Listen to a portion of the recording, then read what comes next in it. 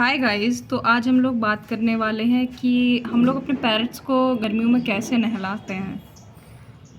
तो चलिए अभी मैं आपको दिखाती हूँ कि हम कैसे नहला सकते हैं अपने पैरट्स को।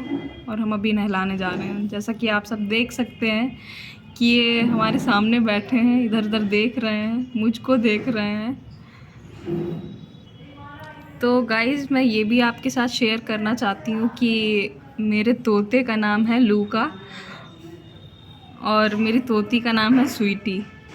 और ये दोनों बहुत ज़्यादा एक दूसरे से प्यार करते हैं, जैसा कि मैं आपको पिछले वीडियोस में दिखा चुकी हूँ।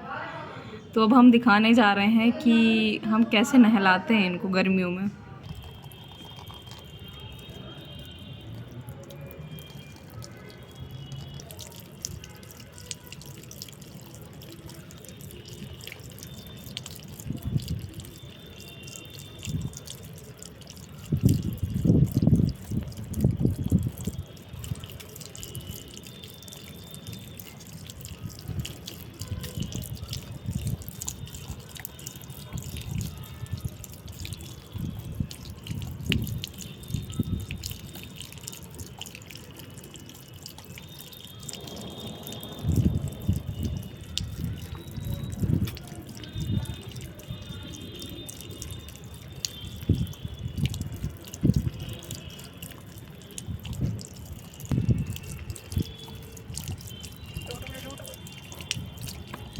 करो करो करो।